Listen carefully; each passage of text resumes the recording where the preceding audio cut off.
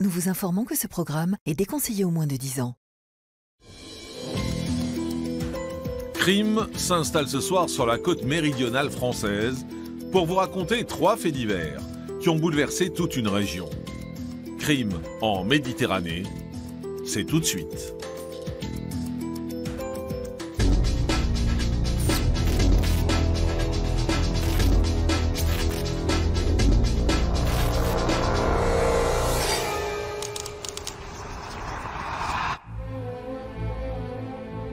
À 31 ans, Virgile est propriétaire de 2 appartements et mène une vie aisée sur la Côte d'Azur. Le jeune homme a le cœur sur la main et n'hésite pas à aider financièrement son entourage.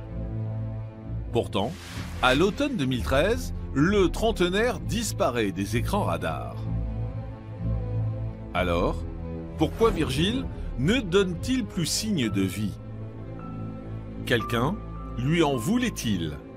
Sa trop grande générosité se serait-elle retournée contre lui? Le dernier contact téléphonique de Virgile s'était déroulé le 20 septembre. Après cette matinée, il n'aura plus aucun contact téléphonique et sa ligne sera définitivement abandonnée. À 66 ans, Jacques est un ancien haut fonctionnaire de la Banque de France, passionné de voile et de voyage. Marié 3 fois, il est séparé de sa dernière épouse Catherine et vit sur un bateau aux Baléares. Mais à l'automne 2010, l'homme est retrouvé mort dans les calanques de Marseille, les mains cadenassées et reliées à une ancre. Alors, comment expliquer la fin tragique de Jacques? A-t-il été victime d'un règlement de compte? Et que vont découvrir les hommes de la police judiciaire en enquêtant sur le profil de leur victime? J'étais dans un café, j'ai cru que j'allais tomber de ma chaise. C'est épouvantable, épouvantable. Un meurtre dans notre famille.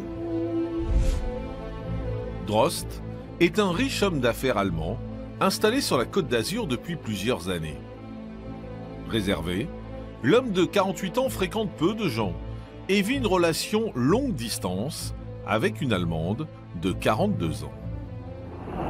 Mais le 26 septembre 2011, la vie du millionnaire va prendre un tournant tragique. Drost est retrouvé pendu à son domicile. Alors, que s'est-il passé dans la villa provençale? Comment cet homme, à qui la vie souriait, s'est-il retrouvé mort au bout d'une corde? S'agit-il réellement d'un suicide ou la vérité est-elle beaucoup plus sombre? C'est quand même un crime sordide qu'on voit des fois dans les films. Et puis des fois, il y a la réalité qui dépasse les films. C'est ça qui est fou. C'est fou.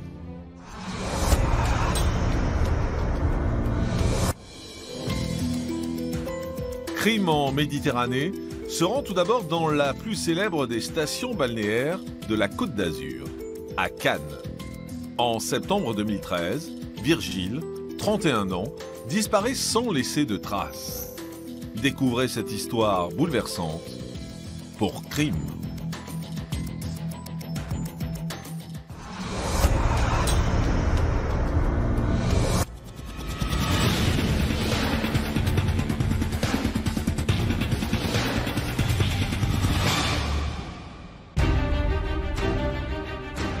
Dans l'affaire qui va suivre, vous allez découvrir comment, à l'automne 2013, un rendez-vous anodin dans l'arrière-pays cannois s'est transformé en véritable exécution. Le récit d'un fait divers bouleversant dans lequel Virgile, un jeune homme de 31 ans, se retrouve victime de sa générosité. 21h15 précise, le téléphone sonne. On trouvait cela louche. Et donc, c'était angoissant. J'ai répondu et j'ai mis l'ampli et tout de suite on a appris. Allô madame, votre fils Virgile a été assassiné, mais nous n'avons pas retrouvé son corps.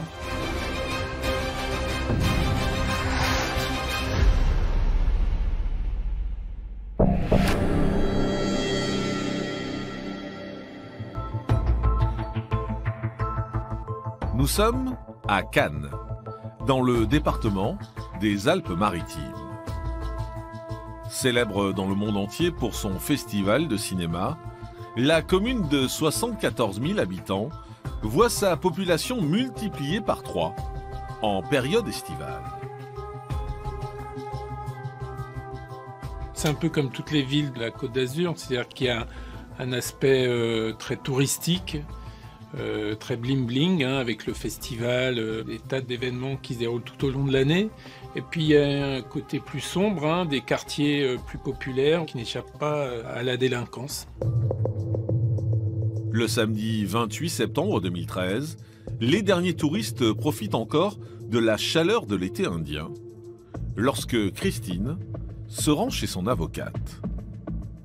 Depuis 13 jours, elle n'a plus de nouvelles de Virgile, son fils, de 31 ans. Je lui dis qu'il est majeur et que malheureusement cela arrive que des personnes majeures disparaissent de leur plein gré.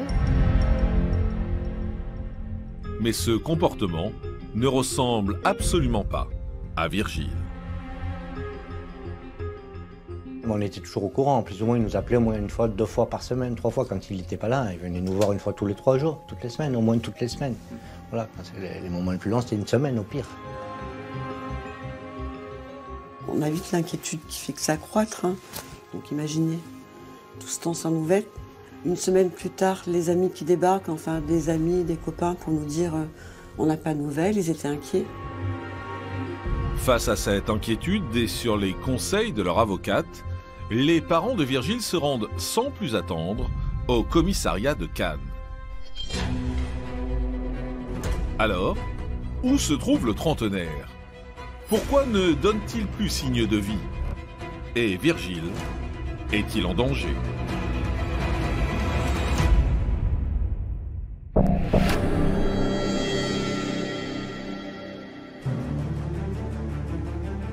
Au commissariat de Cannes, l'objectif pour les enquêteurs est de déterminer la date exacte de la disparition de Virgile.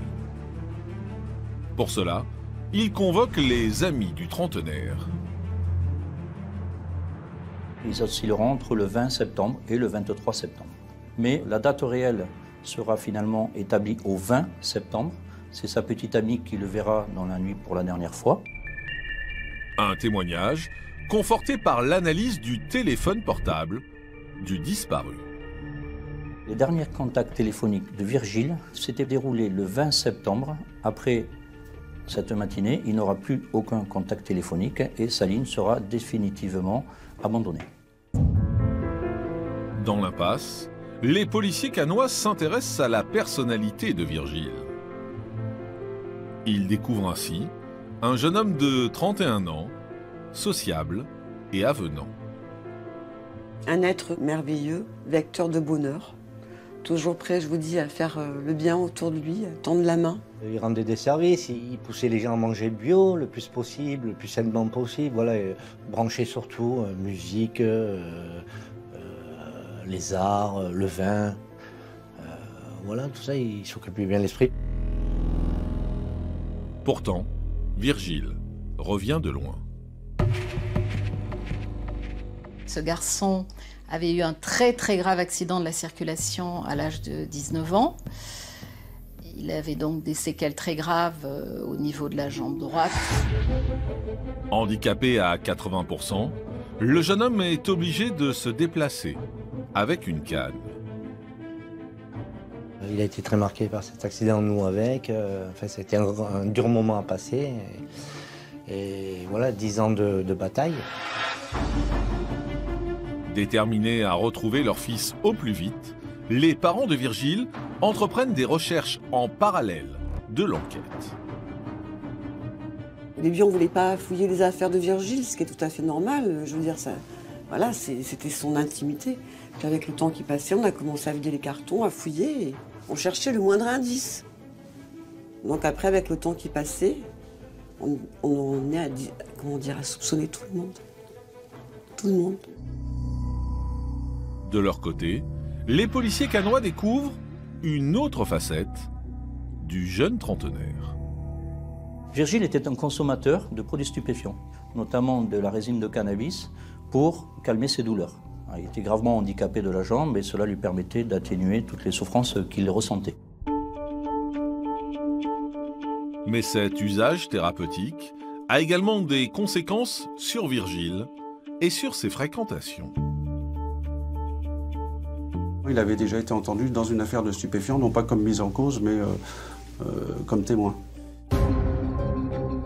La disparition de Virgile serait-elle alors liée au trafic de stupéfiants? Si cette piste ne donne rien, ils apprennent que le jeune homme a touché 700 000 € d'indemnité à la suite de son accident. Il avait une certaine aisance financière qui lui avait permis d'acheter 2 appartements sur Cannes et le Canet, un qu'il occupait donc et qu'il voulait rénover et l'autre qui était en location. De nature très généreuse, Virgile n'hésitait pas à aider financièrement son entourage. Il y avait des amis de cœur, mais il y avait aussi certaines personnes un peu plus intéressées. Et Virgile avait d'ailleurs prêté autour de lui quelques sommes d'argent qu'on lui remboursait ou qu'on ne lui remboursait pas toujours. Alors, le jeune homme aurait-il prêté de l'argent aux mauvaises personnes? Virgile serait-il tombé dans un piège? Et que va révéler la suite de l'enquête?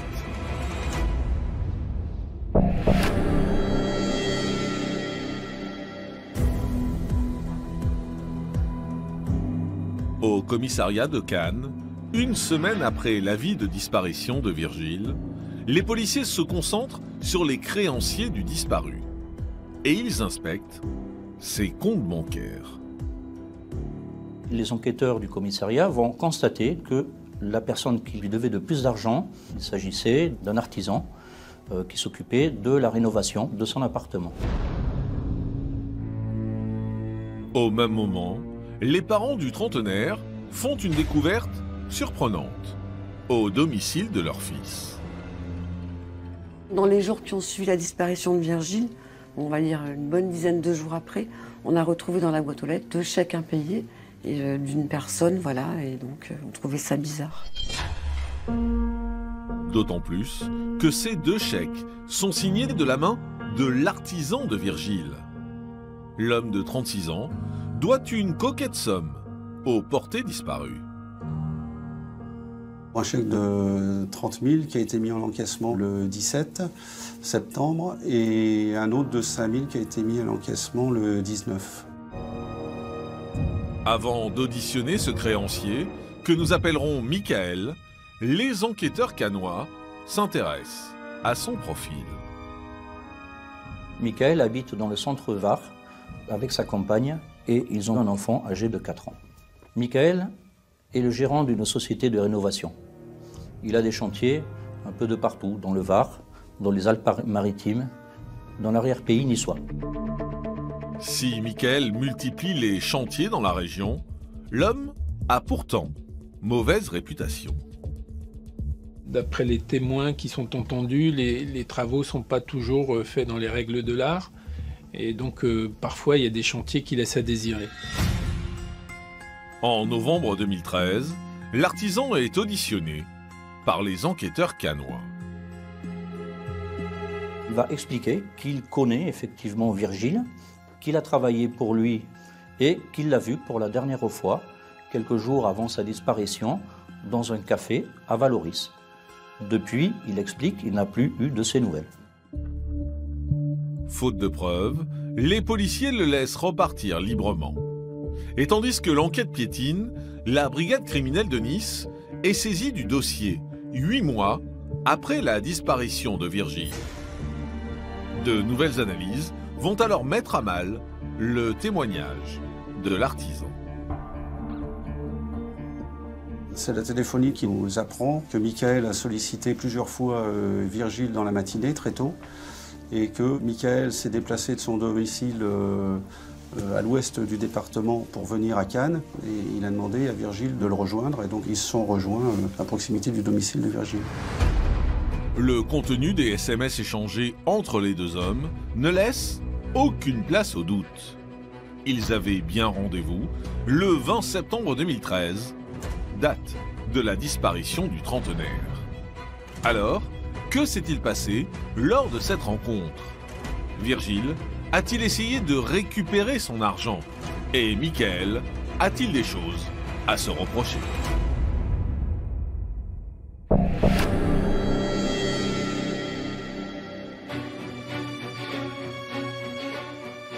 À Nice, le 18 novembre 2014, plus d'un an après la disparition de Virgile, la police judiciaire a décidé de placer Michael en garde à vue. Michael est une personne calme, c'est pas du tout un voyou habituel. Et au début, il répond aux questions, mais il en dit le minimum. Comme avec les enquêteurs cannois, l'artisan met en avant un simple litige financier avec Virgile. Mais lorsque les enquêteurs lui exposent les preuves de son rendez-vous avec le trentenaire, le jour de la disparition, le créancier vacille. C'est au cours de la 4e audition, quand on lui a donné plusieurs éléments qui ont tendance à l'incriminer, que finalement il reconnaît qu'effectivement il a tué Virgile. Devant les policiers, Michael explique qu'ils se sont retrouvés avec Virgile pour évoquer leurs différends. Pour faire patienter Virgile, il l'a amené pour lui montrer différents chantiers qu'il avait dans l'arrière-pays grassois, pour lui montrer qu'il y a des chantiers et donc il finirait par rentrer de l'argent et qu'il pourrait le rembourser.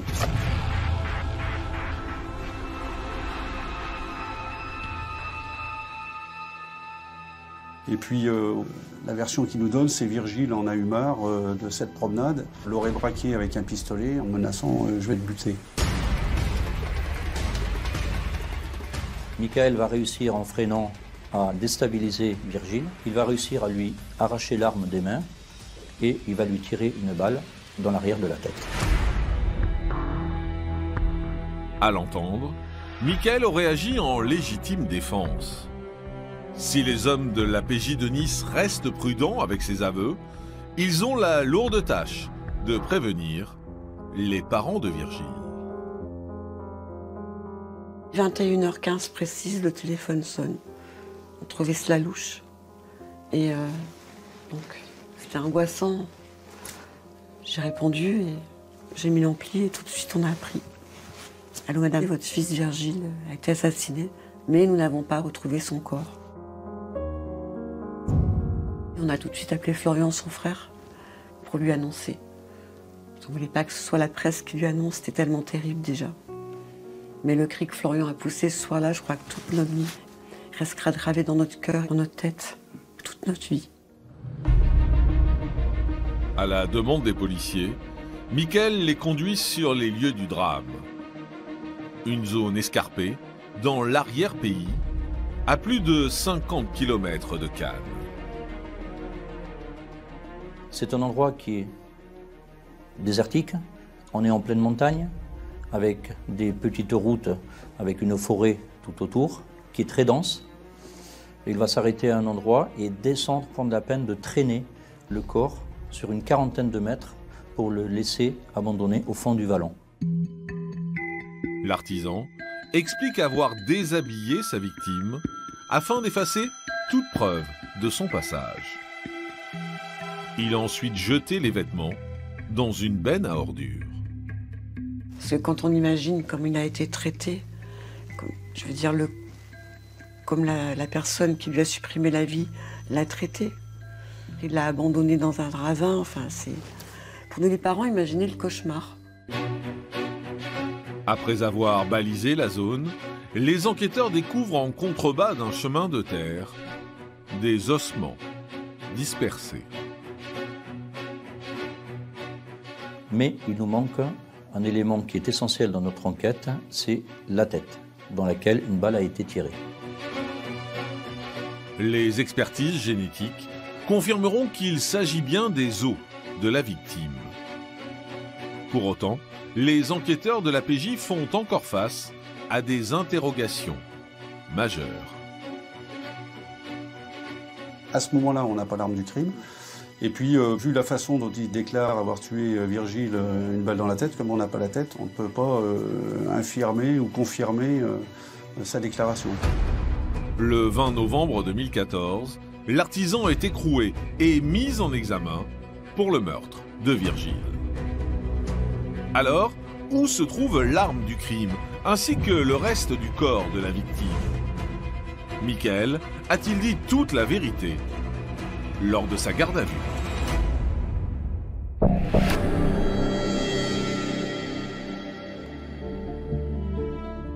Le 25 novembre 2014, 5 jours après la mise en examen de Michael, l'enquête s'accélère lorsque les policiers reçoivent un appel inattendu. Notre service est contacté par une personne se présentant comme étant le garagiste qui entretenait tous les véhicules de Michael. Il va nous indiquer que Michael lui avait confié un véhicule, il le lui avait vendu.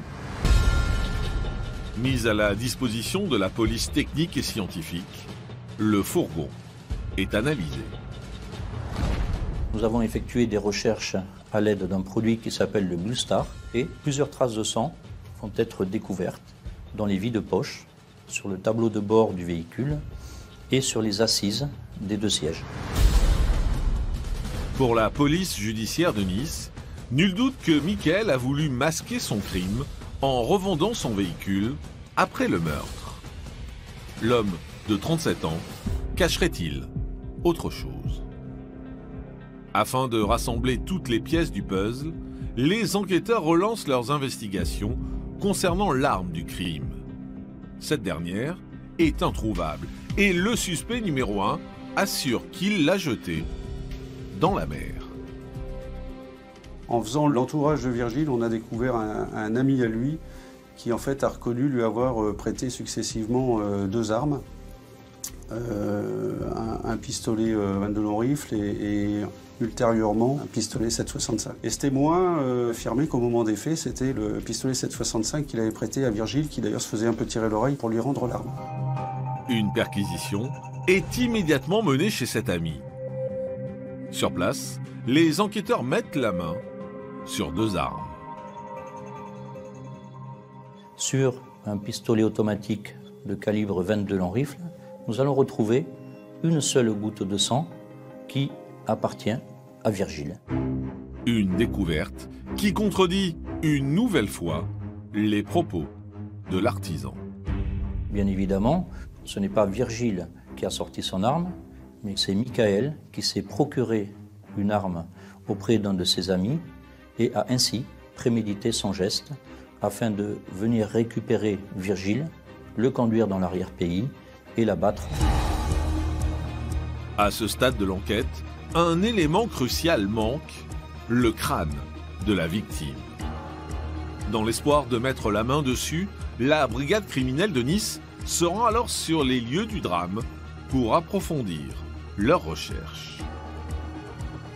En bas du terrain où a été déposé le corps, c'est un terrain très pentu, il y avait un petit torrent. Et donc, certainement que la tête avait roulé dans le torrent. Et effectivement, il y a un riverain qui a récupéré des fragments du crâne. Et là, on a pu, dans la boîte crânienne, effectivement trouver un trou correspondant au calibre 22. Pour les enquêteurs, la préméditation ne fait plus aucun doute. Et le 12 septembre 2017, l'artisan voit son chef d'accusation modifié. Il est désormais mis en examen pour assassinat. Alors, Michael fera-t-il de nouvelles déclarations au cours de son procès? Avouera-t-il l'intégralité des faits? Et surtout, quel sera le verdict?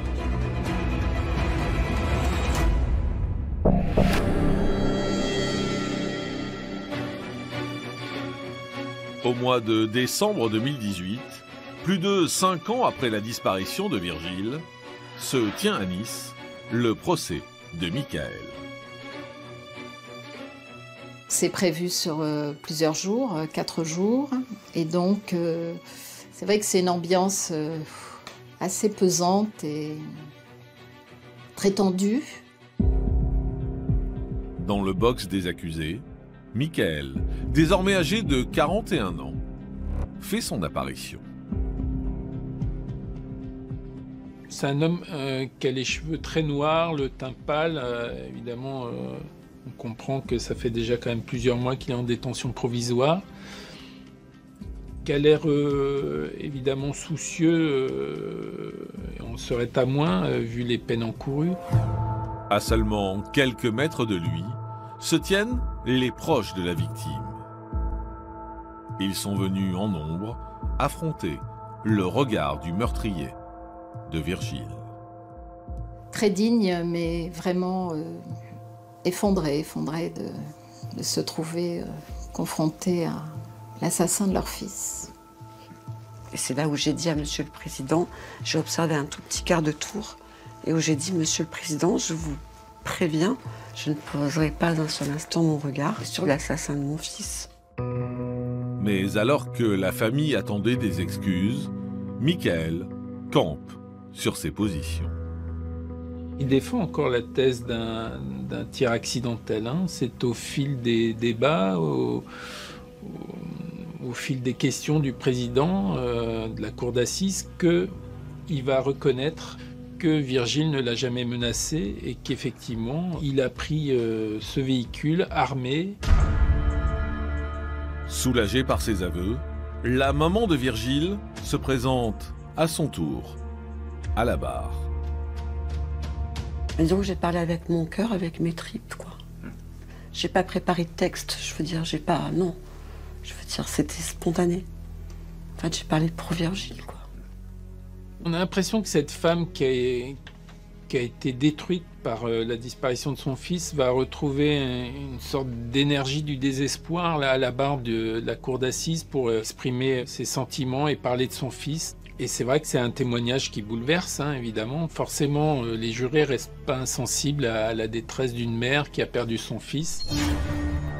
Marquée par 4 jours d'intenses émotions, la cour d'assises des Alpes-Maritimes rend son verdict le 14 décembre 2018. Michael a été donc reconnu coupable des faits d'assassinat. Donc là, il n'y avait pas de changement sur la qualification des faits. Il y avait bien préméditation. Et il a donc été condamné à 25 ans de réclusion criminelle. Michael n'a pas fait appel de ce verdict. Il purge donc sa peine à la maison d'arrêt de Toulon.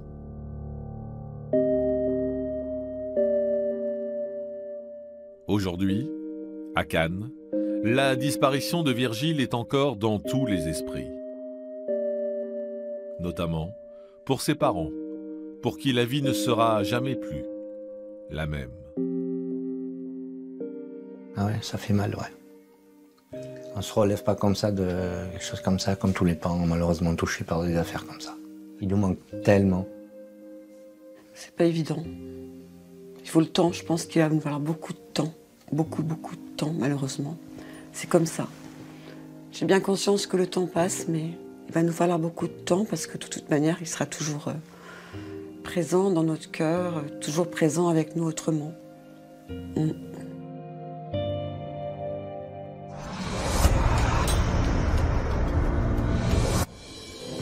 Crime en Méditerranée se rend à présent à Marseille, chef-lieu du département des Bouches-du-Rhône. À l'automne 2010, un corps momifié est repêché au milieu des calanques. Voici cette affaire incroyable pour crime.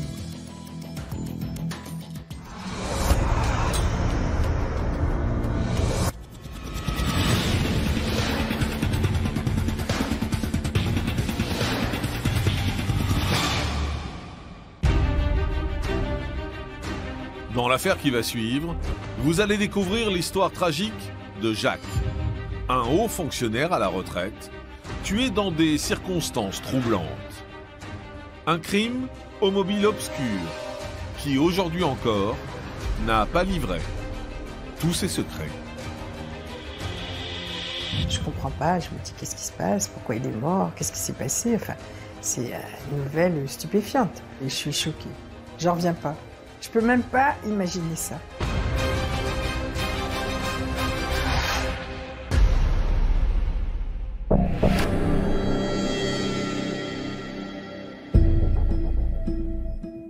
Nous sommes à Marseille, en région Provence-Alpes-Côte d'Azur. Entre sa basilique, son vieux port ou encore sa canebière, la cité phocéenne possède un charme et une richesse culturelle indéniable. C'est une ville qui est ouverte sur la Méditerranée, avec un front de mer absolument magnifique. Puis vous avez entre Marseille et Cassis toute une succession de petites calanques qui ressemblent à des petits paradis où les eaux sont cristallines. Mais derrière sa douceur de vivre et ses traditions provençales, la ville a également la réputation sulfureuse. Il y a un système mafieux qui est installé un peu comme à Naples depuis des décennies à Marseille. On le sait, il y a eu la French Connection, il y a le milieu de la nuit, il y a les trafics de stupéfiants, il y a le grand banditisme, il y a les machines à sous. Bref, Marseille, c'est un petit peu un condensé de tout ce qu'on peut faire en termes de criminalité organisée. Le 4 octobre 2010, aux alentours de 18h40, un Marseillais va d'ailleurs faire une découverte digne d'un film de gangster. Un plaisancier qui rentre sur son cabanon dans la calanque de Marseille-Vert va trouver flottant dans la mer un corps qui est face contre l'eau.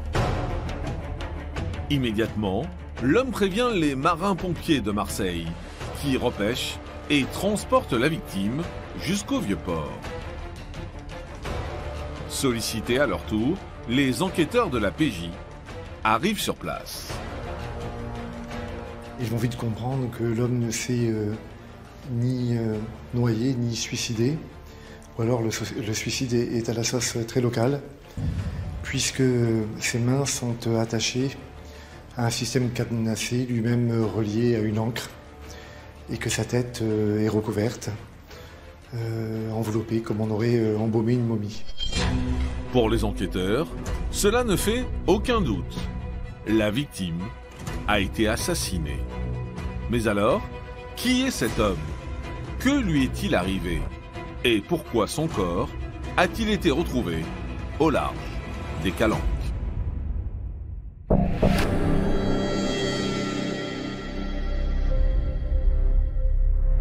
Sur le Vieux-Port, les enquêteurs de la police judiciaire avancent déjà une première hypothèse quant aux circonstances du drame.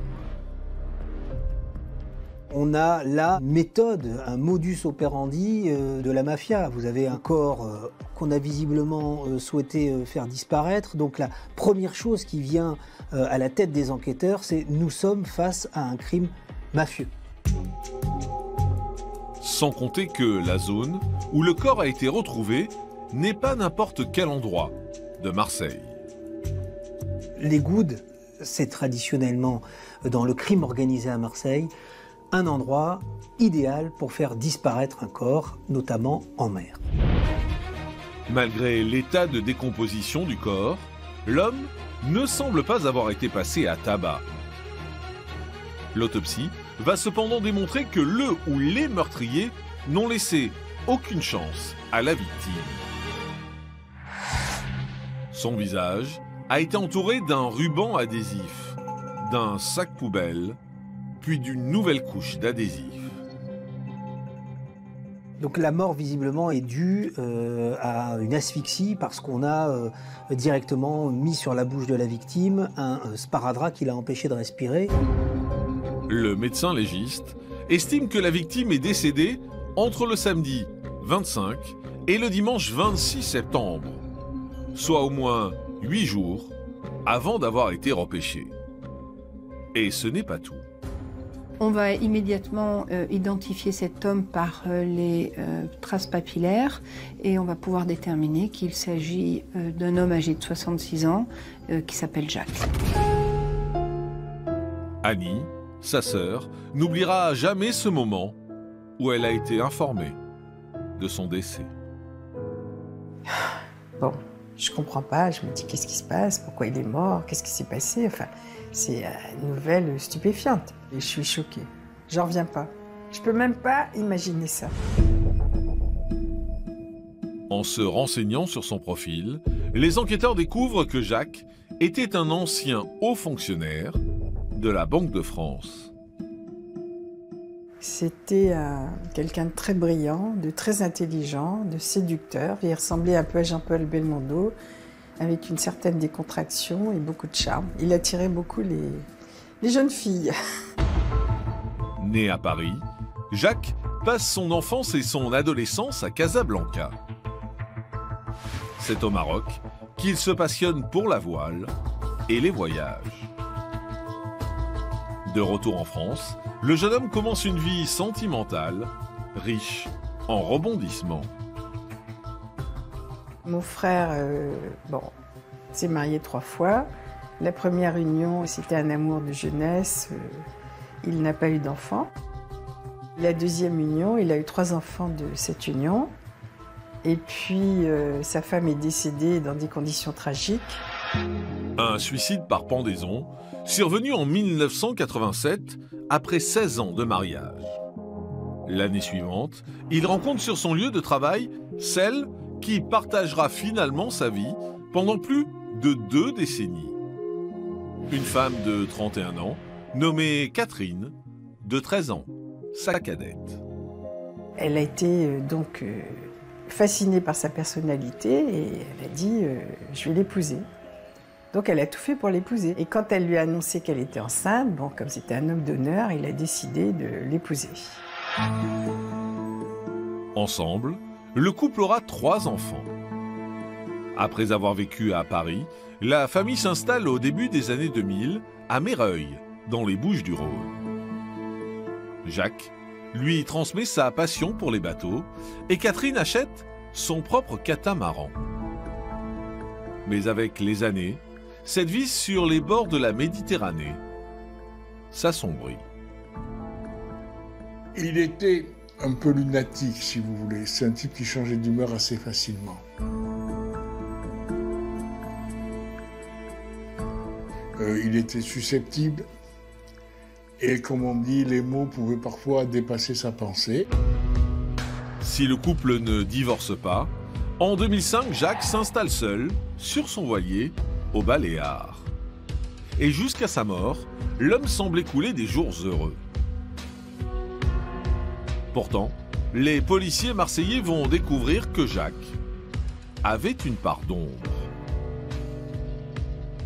Il a des antécédents judiciaires qui lui ont valu des condamnations pour détention d'armes et aussi pour tentative de destruction d'un bien appartenant à autrui par un moyen dangereux. Alors, Jacques aurait-il été rattrapé par son passé? Avait-il des ennemis? Et s'agit-il d'un crime mafieux?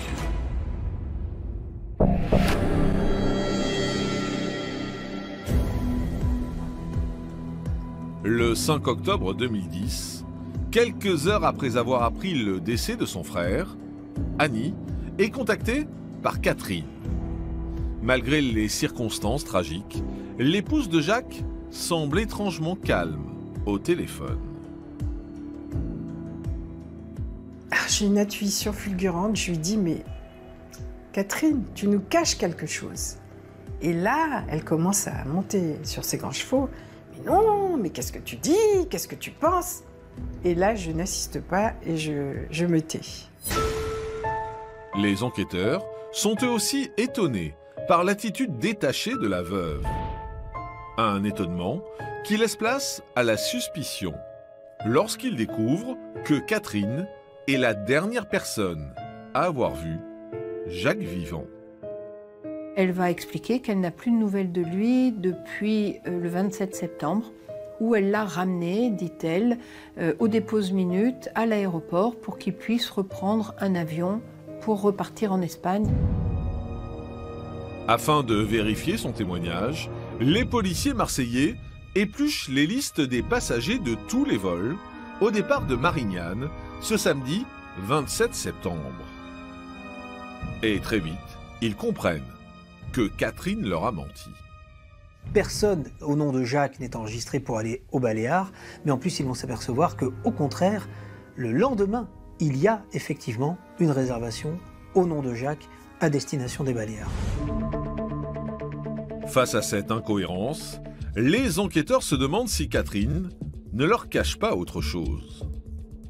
Et en interrogeant les proches du couple, ils réalisent que la vie, aux côtés de Jacques, était loin d'être paisible.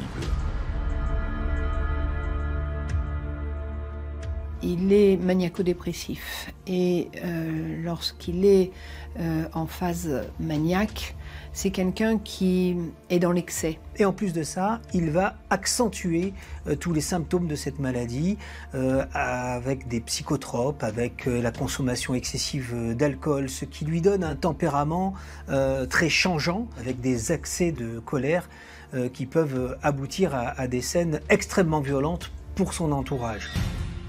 Lors de ces crises, Jacques terrorisait toute sa famille et pouvait également faire preuve d'une cruauté invraisemblable.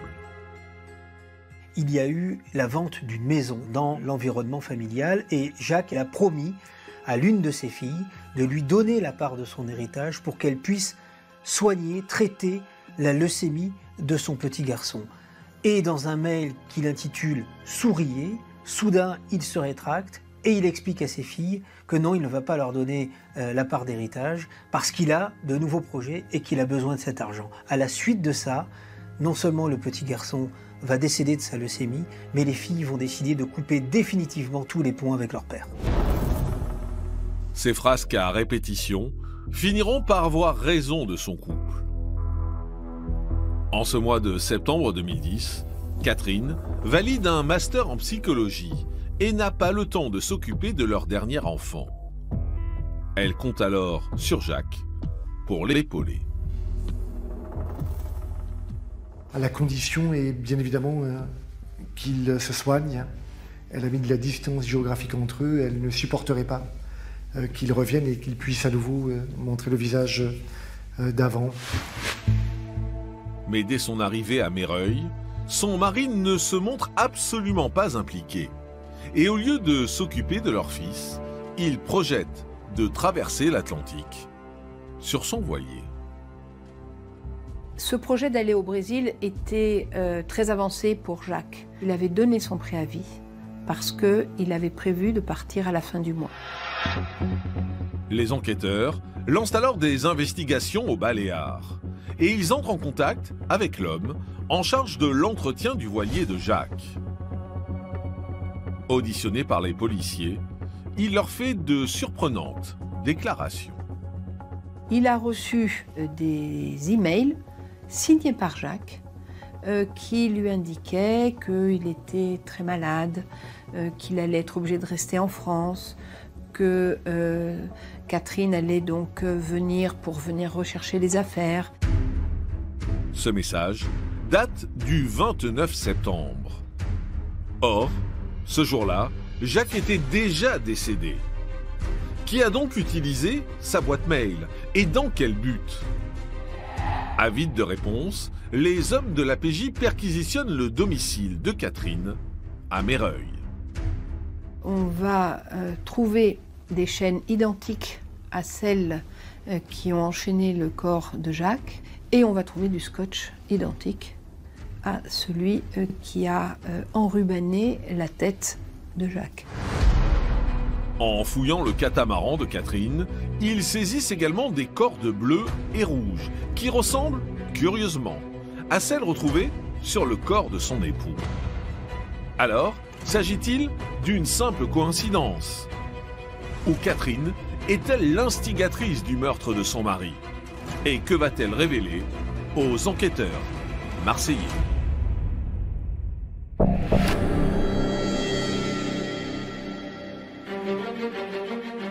À Marseille, les hommes de l'APJ font de Catherine leur suspect numéro 1. Avant de l'interroger, il décide de s'intéresser de plus près à cette étudiante en psychologie de 53 ans. Ses parents étaient rentrés de Tunisie, ils habitaient à Sarcelles, donc je pense qu'elle s'est élevée quand même à la force du poignet. C'est une femme douée d'intelligence et de culture, altruiste, généreuse, qui a toujours tout donné aux autres et notamment à ses enfants. C'est une mère aimante.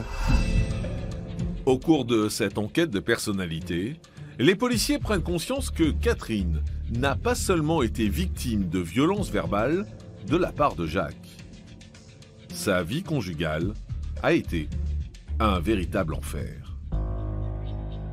Il s'en prenait à elle physiquement, il l'a menacée. Un jour, il a même essayé de défoncer sa porte à coups de hache. Souvent, elle allait porter plainte à la gendarmerie, mais il y avait aussi une passion entre ces deux êtres qui fait que chaque fois, elle allait retirer ses plaintes contre son compagnon. Elle s'est mariée en pensant qu'elle allait guérir mon frère, ce qui était impossible. Donc je pense qu'au fil et à mesure des années, elle a pu supporter cette vie. Alors, aurait-elle voulu se venger de Jacques 5 ans après leur séparation? Les policiers marseillais ont en tout cas la preuve que depuis son décès, Catherine usurpe son identité. Et ils vont s'apercevoir qu'effectivement, grâce à l'adresse IP, c'est bien elle, c'est bien de son ordinateur qu'est parti ce mail post-mortem. La veuve a la main sur sa boîte mail, mais également sur ses comptes bancaires. Après la mort de Jacques, Catherine procède à des opérations de compte à compte et elle perçoit la totalité de la retraite de Jacques. Outre la vengeance, un mobile financier se dessine. Et les résultats des dernières expertises vont accabler encore davantage Catherine. On s'aperçoit que les clés retrouvées sur le catamaran de Catherine servent bien à ouvrir les cadenas qui enserrent les poignets de Jacques. On s'aperçoit que la chaîne est du même type et que les bouts de cordes retrouvés sur le catamaran sont les mêmes que les cordes qui ont servi à lester le corps de Jacques dans la calanque de Marseille-Vert. Et on retrouve ces empreintes digitales sur le scotch qui a enrubanné la tête de Jacques. Le 17 mai 2011, au terme de 8 mois d'enquête, les policiers marseillais estiment qu'ils ont suffisamment de preuves pour placer Catherine en garde à vue. Alors, quelle attitude adoptera la femme de Jacques lors de son interrogatoire? Avouera-t-elle les faits ou gardera-t-elle à nouveau son sang-froid?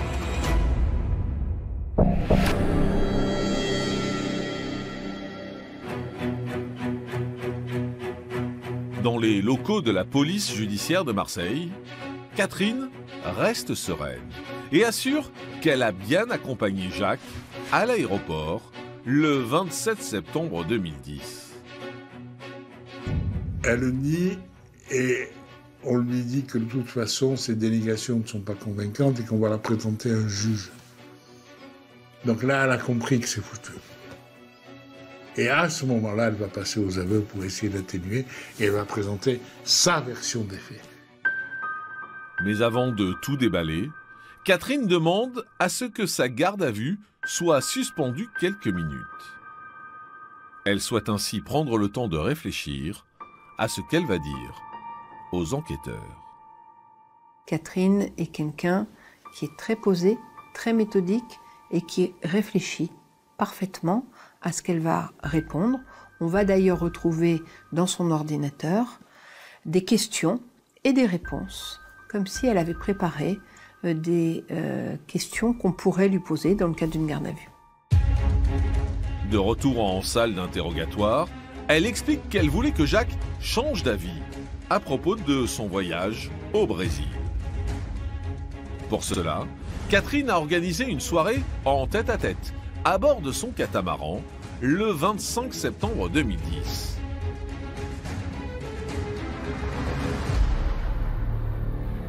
Mais les choses tournent mal. Jacques, en phase maniaque et très agité, est imbibé d'alcool.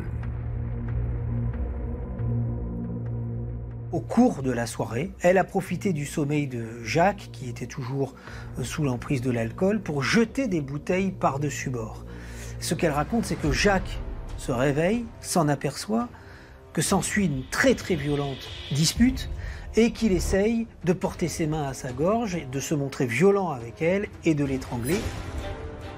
Dans un ultime corps à corps, elle lui tombe littéralement dessus et avec ses mains apposées sur ses voies respiratoires, nez et bouche, elle va étouffer cet homme sans même prendre conscience qu'elle est en train de le tuer. Paniquée, Catherine rentre chez elle, avant de revenir 5 jours plus tard. Elle ne peut plus voir sa tête et son regard accusateur. Elle décide de l'envelopper pour ne plus le voir. On comprend la façon dont est apposé le scotch, avec une telle linéarité qu'il l'est sur un corps sans vie. Et elle explique qu'elle va vouloir donner une sépulture marine à Jacques, qui avait toujours rêvé de faire des océans et de la mer sa dernière demeure. Si Catherine donne l'impression de n'omettre aucun détail, son récit comporte des incohérences. Les médecins légistes ne croient pas à la thèse de l'étouffement par la main. Parce que pour étouffer quelqu'un avec une main, il faut au moins 3 minutes. Même si on est dans un état de santé fragile, on a tous le réflexe de tourner la tête, de se débattre pour respirer. C'est un réflexe qui est naturel. Donc il n'est pas possible, sauf s'il était inconscient, qu'il ait pu mourir étouffé de la soif. Catherine jure qu'elle a agi en légitime défense et que l'agression de Jacques a fait remonter en elle 20 ans de violence conjugale. Pour son avocat, il est clair que le mobile financier ne tient pas. L'homme n'était à la tête d'aucune fortune, il était criblé de dettes, les huissiers lui couraient après, à un tel point que ses enfants renonceront à la succession. À l'issue de la garde à vue, Catherine est placée en détention provisoire. C'est par la presse qu'Annie, la sœur de la victime, apprend la nouvelle. J'étais dans un café, j'ai cru que j'allais tomber de ma chaise. C'est épouvantable, épouvantable. Un meurtre dans notre famille. Puis j'aurais jamais pensé qu'elle puisse faire une chose pareille. C'était pas possible dans mon imagination. Le 25 octobre 2016, les faits d'assassinat pour lesquels Catherine est inculpée sont finalement requalifiés en meurtre. Et après 18 mois de détention provisoire, elle bénéficie d'une libération conditionnelle. Alors, quelle attitude adoptera Catherine au cours de l'audience? Bénéficiera-t-elle de circonstances atténuantes?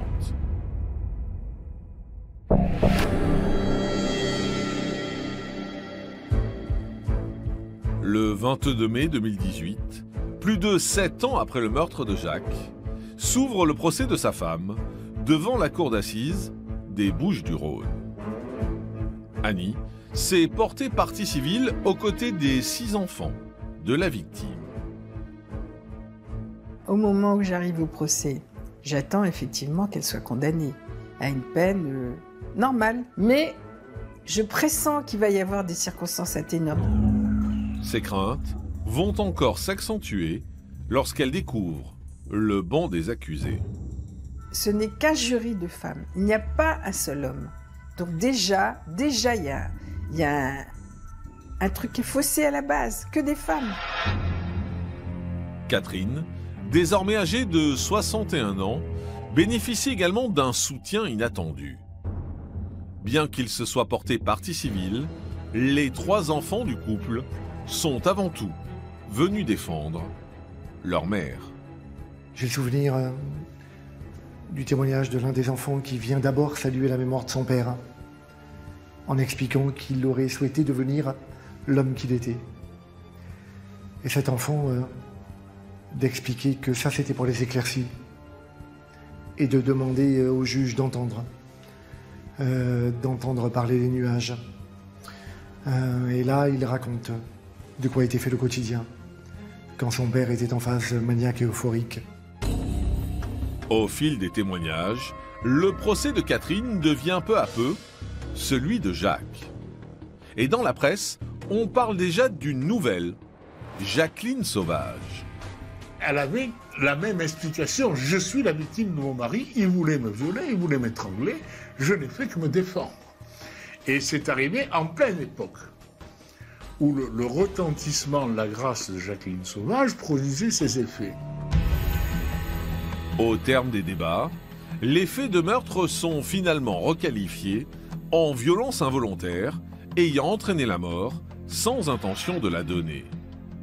Le jeudi 24 mai 2018, Catherine est condamnée à 5 ans de prison. Le verdict est venu rétablir une vérité factuelle en inscrivant ce drame comme le point d'orgue d'une escalade à inscrire, à ranger au chapitre des violences faites aux femmes. Mais pour la sœur de Jacques, ce procès est une véritable déception. Je suis dégoûtée de la justice française, dégoûtée, voilà, dégoûtée. Franchement, c'est comme ça. Effectivement, j'aurais dû faire appel, mais j'avais pas envie, j'en avais assez, si vous voulez. Ces trucs-là qui s'est traîné, c'était terrible. Au-delà du verdict, l'audience n'a pas permis de répondre à toutes les questions du dossier. C'est vraiment un crime en eau trouble. On peut penser, aujourd'hui encore, on pourrait penser que Catherine a échappé à une longue peine et à la perpétuité, alors que peut-être elle a froidement exécuté son mari et tenté de faire disparaître son corps. On peut penser aussi que cette femme a été violentée, battue, et qu'elle a eu une réaction de survie sur ce bateau. Aujourd'hui encore, le doute persiste, et c'est ce qui fait que cette affaire, elle est un peu exceptionnelle.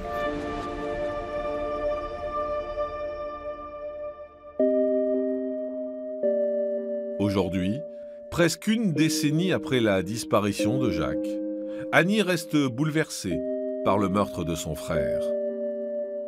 Un homme singulier qu'elle appréciait malgré ses défauts. C'était quelqu'un d'ouvert aux autres et puis quelqu'un de très généreux. Voilà le souvenir de mon frère que j'ai, c'était quelqu'un de un peu hors norme dans tous les sens du terme. Voilà.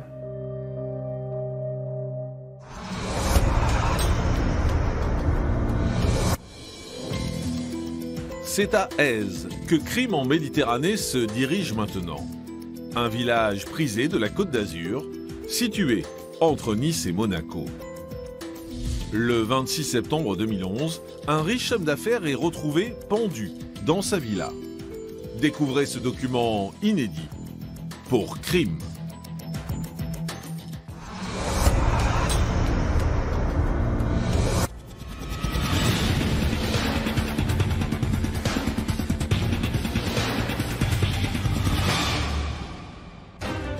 Dans l'affaire qui va suivre, vous allez découvrir le destin funeste de Drost, un riche homme d'affaires allemand.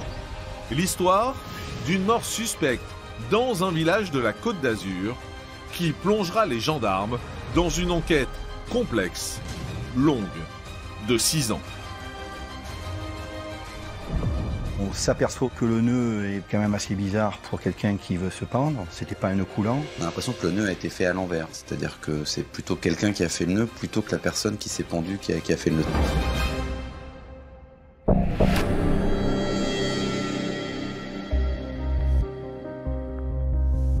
Nous sommes à Èze, dans le département des Alpes-Maritimes.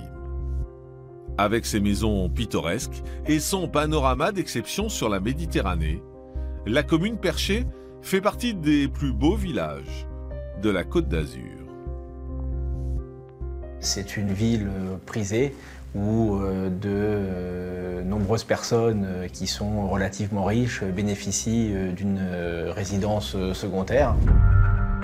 À l'automne 2011, l'un des 2200 habitants d'Èze va être confronté à une terrible découverte. Le 26 septembre, alors que la saison estivale touche à sa fin, un propriétaire se rend à sa villa pour effectuer des réparations. Le propriétaire monte voir son locataire dans cette maison, il entre et il découvre dans le salon le locataire qui est pendu à une poutre au bout d'une corde, il est torse nu. Sans plus attendre, le propriétaire de la villa appelle les secours. Les pompiers vont immédiatement décrocher le corps, l'allonger sur le sol dans le salon. Malgré leurs efforts, les pompiers ne parviennent pas à sauver le locataire. Prévenus à leur tour, les gendarmes d'Èze, avec à leur tête l'adjudant-chef Didier Meunier, arrivent sur les lieux. Les pompiers nous expliquent qu'il a été retrouvé semi-assis avec la corde au cou et qu'il se trouvait à quelques centimètres du sol. Ce détail attire particulièrement l'attention des gendarmes, car habituellement, les personnes pendues sont retrouvées les pieds dans le vide. Et ce n'est pas tout. On s'aperçoit aussi que le nœud est quand même assez bizarre pour quelqu'un qui veut se pendre. C'était pas un nœud coulant. On a l'impression que le nœud a été fait à l'envers, c'est-à-dire que c'est plutôt quelqu'un qui a fait le nœud plutôt que la personne qui s'est pendue qui a fait le nœud. Ça les interpelle tout de suite et ils le notent sur leur tout premier rapport. Alors, le locataire de la villa était-il seul quand il s'est suicidé? Ou quelqu'un l'a-t-il aidé? Les gendarmes provençaux sont-ils face à un homicide?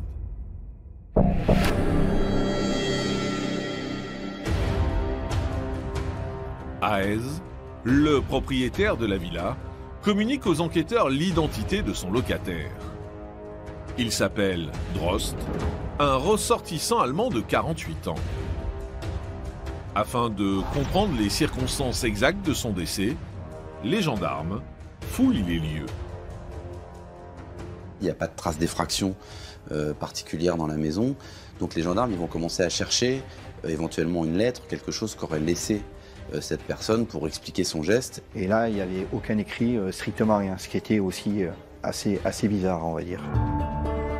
Face au peu d'éléments dont ils disposent, les gendarmes interrogent les voisins de Drost. Et notamment Jean, qui fréquentait la victime depuis son emménagement dans la villa, il y a quelques années. Quand ils nous ont dit c'est un suicide, alors là, honnêtement, on est tombé des nues. Hein. Il n'était pas dans le profil de quelqu'un qui est suicidaire. Et comme il était assez jovial, assez rigolo, assez ouvert ou quoi, enfin on était surpris quoi. D'un naturel réservé, Drost connaissait peu de monde dans le quartier, à l'exception de Jean, avec qui il s'était lié d'amitié, malgré la barrière de la langue. Des fois, il venait avec son petit lexique, et puis, tac, il cherchait le mot. Pas la phrase, mais le mot. Puis on arrivait à un petit peu d'anglais, un petit peu de français, 3 mots. En se renseignant sur le profil de leur victime, les enquêteurs découvrent que Drost travaillait depuis une quinzaine d'années dans la principauté de Monaco. Il a créé une société de vente de billets pour des grands événements, notamment sportifs, des grands matchs de foot, des grands prix de Formule 1. Et les affaires sont plutôt bonnes pour lui. Hein. Il a un chiffre d'affaires de plusieurs centaines de milliers d'euros par an. Côté vie privée, Drost vivait depuis 1 an et demi une relation amoureuse avec une Allemande de 42 ans, que nous appellerons Judith. C'était une relation qui était très fusionnelle. Lui se rendait régulièrement en Allemagne pour la voir. Elle venait sur Èze pour passer du temps avec lui régulièrement et ils avaient des projets ensemble. Pour les proches de Drost, il est donc impossible qu'il se soit suicidé. Le 30 septembre 2011, les résultats de l'autopsie vont d'ailleurs leur donner raison. Le corps de la victime présente des lividités cadavériques dans des zones difficilement compatibles avec un décès par pendaison. Pour faire simple, les lividités cadavériques, ce sont des traces de sang. Le sang s'écoule dans le corps lorsque le corps reste dans une certaine position. Le médecin légiste part du principe que le corps a été retrouvé en position semi-assise, donc les lividités cadavériques auraient dû être retrouvées dans le bas du corps. Or, le médecin légiste a trouvé des lividités un peu partout sur le corps. Ça peut effectivement paraître étrange pour un suicide. Deux explications dans ce dossier. La première, c'est que effectivement la victime a été assassinée, puis traînée jusqu'au lieu de pendaison. La deuxième explication, c'est que lorsque les pompiers ont décroché le corps de Drost, eh bien, son corps n'était pas encore totalement rigide et qu'en le déplaçant, ils auraient pu créer des lividités cadavériques. Mais alors, qu'est-il réellement arrivé à Drost? S'agirait-il d'un meurtre maquillé en suicide? Et qui aurait bien pu lui en vouloir au point de le supprimer?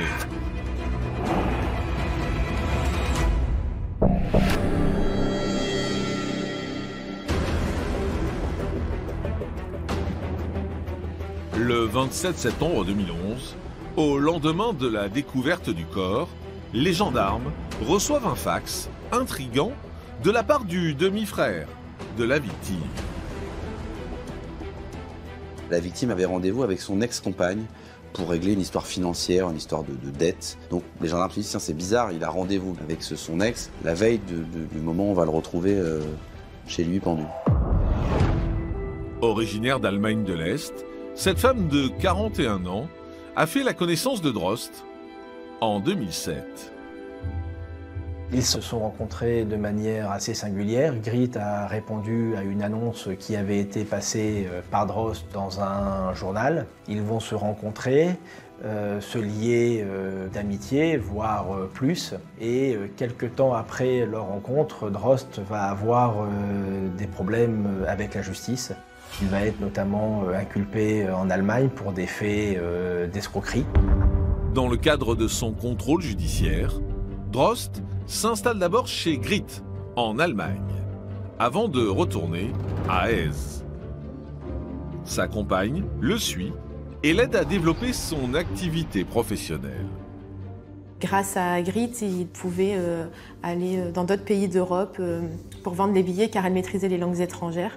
Elle a même été son employée. Et puis ensuite, ils se sont séparés. Suite à leur rupture, Grit se retrouve sans revenu. Une situation inacceptable pour elle. C'est vrai que lorsque Grit intervient dans la société de Drost, eh bien ses bénéfices vont augmenter fortement. Et lorsqu'ils vont se séparer, Grit va considérer que Drost lui doit de l'argent et cet argent, elle ne le verra jamais. Mais Judith, la dernière compagne de Drost, informe les enquêteurs que le ressortissant allemand continuait de soutenir financièrement Grit. Il lui avait même laissé des cartes bancaires pour arrondir ses fins de mois. Et c'est vrai que dans le courant du mois d'août 2011, Grit va faire des achats qui sont un peu plus importants que d'habitude, à hauteur d'une somme d'environ 3 000 €. Elle effectuera ses achats sans en parler à Drost, ce qui va profondément le contrarier. Et Drost va demander à Grit, de manière fortement insistante, de lui rembourser rapidement cette somme. Les enquêteurs ne sont pas au bout de leur surprise. Le 5 octobre 2011, ils apprennent qu'une étude notariale de Monaco a reçu le testament de Drost 2 jours après sa mort. Ce testament désigne comme bénéficiaire Grit. Drost lui lègue la totalité de sa fortune. Alors, pour quelle raison la victime aurait-elle rédigé un tel testament? Ce document est-il recevable? Et que va révéler Grit aux enquêteurs?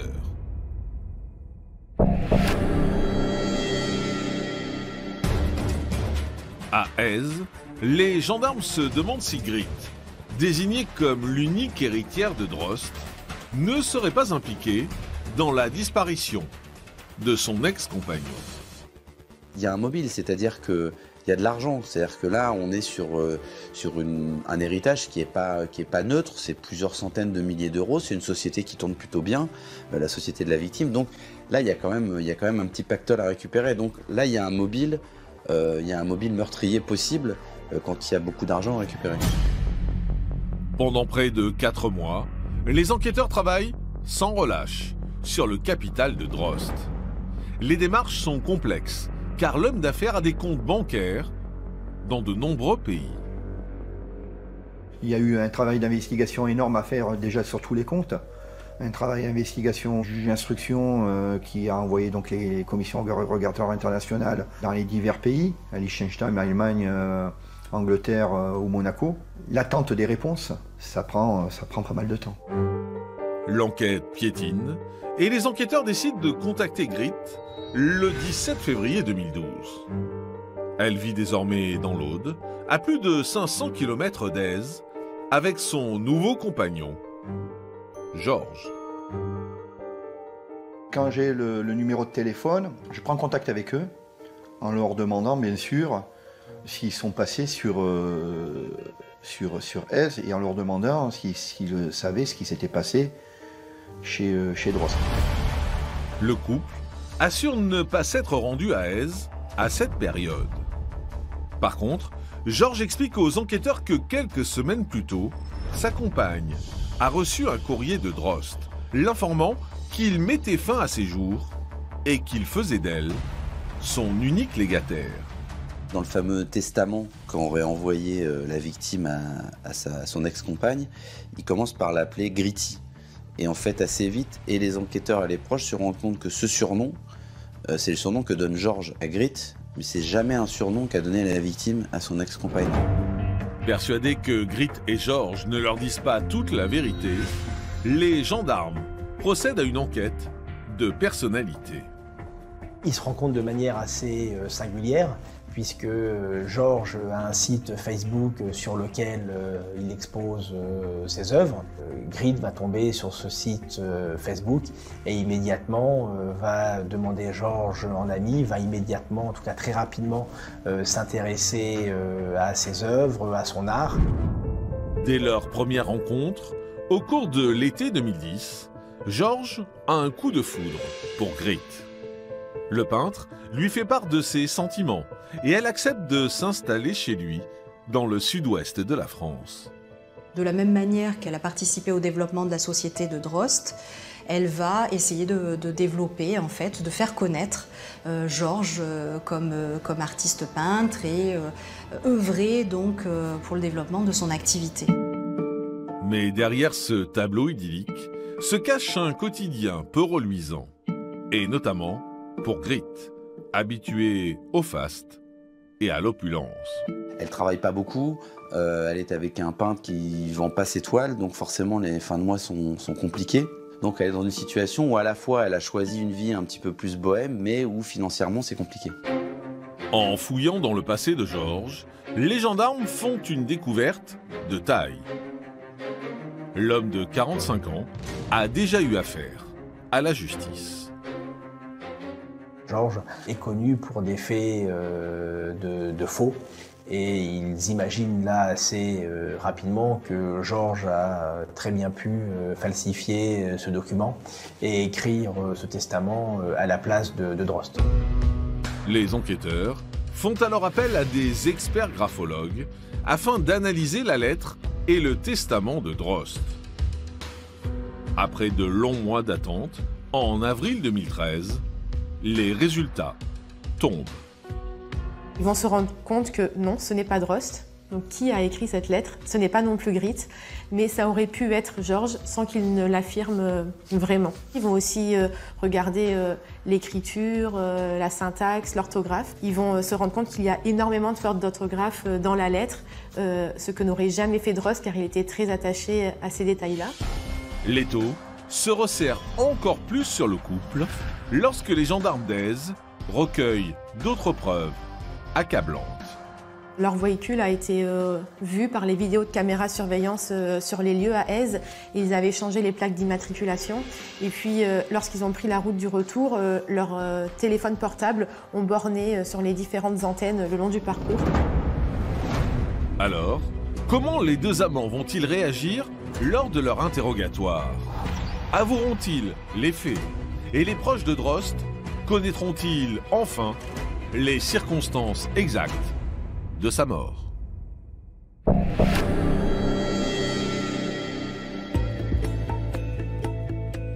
Le 20 janvier 2015, le couple est interpellé et placé en garde à vue à la gendarmerie de Nice. Interrogés séparément par les gendarmes d'Aise, Grit et Georges nient toute implication dans la disparition de la victime. Quand on leur dit mais le téléphone de Georges a borné à Aise ce jour-là, et on voit très bien si l'on suit aussi le parcours de ce téléphone portable qui a borné à d'autres endroits, c'est la preuve que vous êtes rendu à Aise. À ce moment-là, Grit et Georges reconnaissent avoir été sur Aise. Face à ces preuves irréfutables, le tandem criminel livre finalement toutes les pièces du puzzle. L'incroyable scénario qui en découle est celui d'un crime presque parfait. Le projet, il commence d'ailleurs à plusieurs centaines de kilomètres de Aise parce qu'il commence par acheter des gants, une corde et une baramine dans un petit supermarché à côté de Carcassonne. Donc après, ils se rendent en voiture jusqu'à Aise, ils font quelques centaines de kilomètres, ils changent les plaques minéralogiques de la voiture par souci de discrétion. Et donc, ils arrivent dans cette maison à Aise avec la volonté claire d'éliminer la victime. Le couple a pensé à tout, et même à son arrivée chez Drost. Afin de mettre à l'aise sa future victime, Georges a apporté des peintures. C'est bon enfant, donc il s'est senti en sécurité, il dit moi c'est sympa, il a dit regarde que je fais ce tableau, et ça serait sympa que je puisse exposer à Monaco. Ce qu'il voulait, c'est qu'il soit détendu, on va dire. Qu'ils ne s'aperçoivent pas qu'à un certain moment, Georges allait lui donner un coup de barre de fer. Le café n'est pas encore servi quand Grit et Georges mettent leur plan diabolique à exécution. Une bagarre éclate, Drost tombe sur le dos, Georges arrive à se mettre sur lui, prend la baramine et par une poussée de haut en bas, appuie au niveau de son cou, en essayant de faire croire qu'il s'agit d'une pendaison dans la mesure où c'est au même endroit que la corde passe. Après quelques minutes de lutte, Drost cède et rend son dernier souffle. Et après, ils font cette espèce de stratagème de l'accrocher à une poutre avec la corde en faisant le nœud. C'est d'ailleurs comme ça qu'on se rendra compte que le nœud, effectivement, il a été fait par une tierce personne et pas par la victime. Donc ils vont vraiment essayer de constituer une histoire et un scénario de suicide qui se tiennent. Grâce aux aveux du couple, les enquêteurs comprennent également pourquoi la victime a été retrouvée à moitié nue. Grit explique que c'est elle qui enlève la chemise et qui va nettoyer les taches de sang sur le corps de Drost. L'ex-compagne passe alors plus de 3 heures à nettoyer leur passage. Pour les enquêteurs, l'affaire semble bouclée. Mais quelques jours après avoir avoué cet assassinat, Georges se rétracte. Il est revenu sur ses aveux et puis il a échafaudé tout un tas de versions jusqu'à parler d'hommes de l'Est qui les auraient menacés pour commettre ce meurtre en fait. Et après Georges, c'est au tour de Grit de changer de version. Mais les gendarmes ne sont pas dupes. En effet, suite à de récentes investigations, ils détiennent la preuve que les suspects ont bien acheté une corde et une barre de fer dans un magasin de Carcassonne avant de se rendre chez Drost. Lorsqu'il apprend la vérité, Jean n'en revient pas. Quand j'ai appris que c'était Grit, je suis tombé vraiment des nues. Hein. Là, vraiment, je ne m'y attendais pas du tout. Hein. Acheter une corde, acheter une barre de fer, ils l'ont étranglé, ils ont fait un truc sordide, quoi. Comme on voit des fois dans les films. Et puis des fois, il y a la réalité qui dépasse les films. C'est ça qui est qui est fou. C'est fou. Le 3 juillet 2017, après 6 années d'enquête, l'instruction prend fin. Le couple de meurtriers sera jugé devant une cour d'assises. Alors, quelle attitude Georges et Gritt adopteront-ils lors de leur procès? Changeront-ils une nouvelle fois de version? Et cette audience répondra-t-elle à toutes les questions des proches de la victime?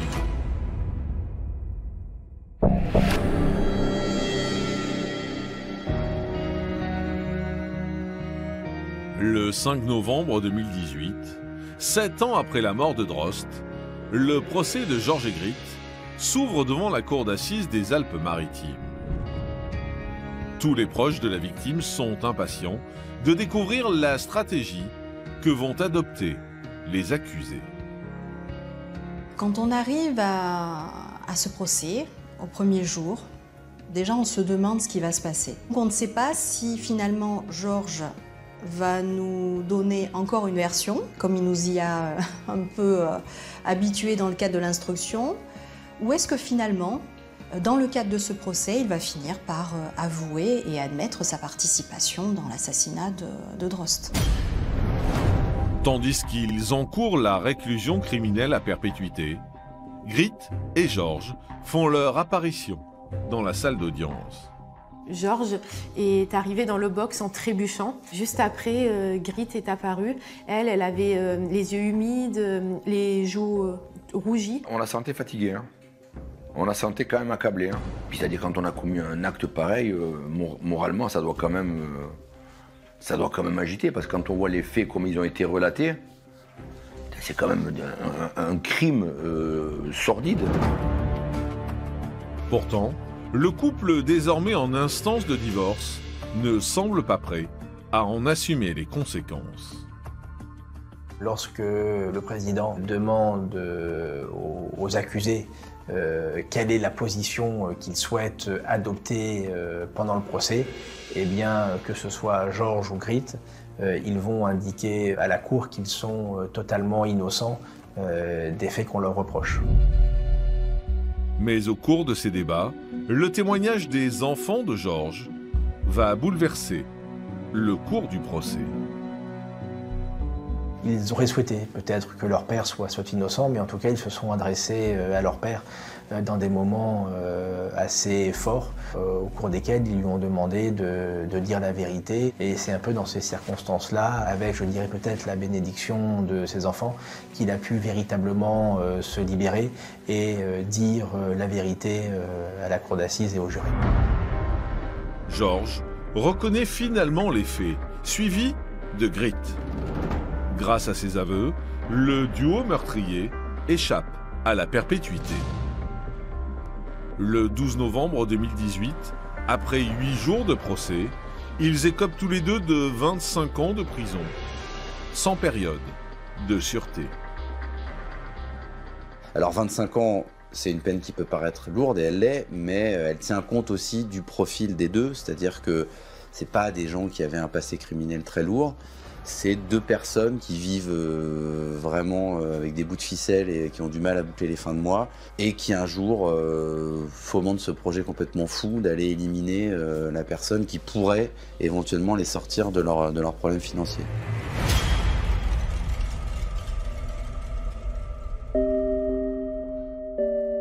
Aujourd'hui, plus de 8 ans après les faits, la disparition de Drost laisse encore un terrible vide dans la vie de ses proches. Mais la condamnation de ces assassins est un soulagement pour tous, et notamment pour sa compagne, Judith. Je pense qu'elle voulait absolument savoir déjà ce qui s'était passé pour son ancien compagnon, pour peut-être essayer de faire son deuil et laisser le temps faire son œuvre. Et, je pense qu'elle est déjà apaisée par cette condamnation et elle va pouvoir passer à autre chose.